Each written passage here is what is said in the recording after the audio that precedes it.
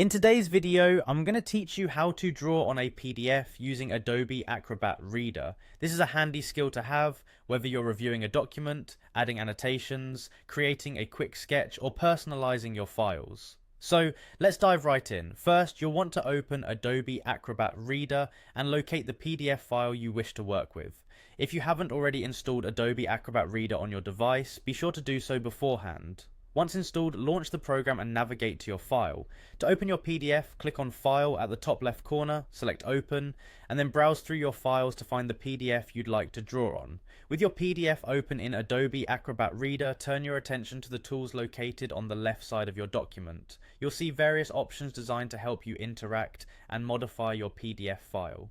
Among these tools is the Draw Freehand button. The icon might resemble a fountain pen or pencil, making it easy to identify. Click on this button to activate the drawing feature. When the freehand tool is active, your cursor will transform to indicate drawing mode, allowing you to draw directly onto the PDF document. This is where the fun begins, as you can now sketch, annotate, or highlight whichever parts of the document you need. To start drawing, simply click and drag your cursor across the desired area of the document. Keep in mind that precision can vary depending on whether you're using a mouse, trackpad, or a stylus on a touch-enabled device. Styluses in particular can offer a better drawing experience, simulating a more natural writing flow. A quick tip, if you make a mistake while drawing, don't worry. Adobe Acrobat Reader includes an undo option, allowing you to correct errors instantly.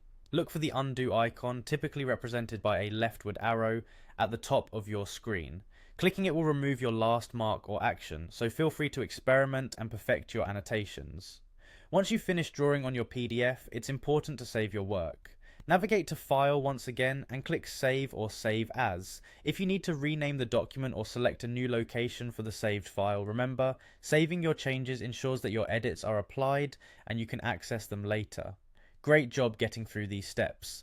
With some practice, drawing on PDFs in Adobe Acrobat Reader will become second nature, and you'll be able to efficiently communicate your ideas and annotations.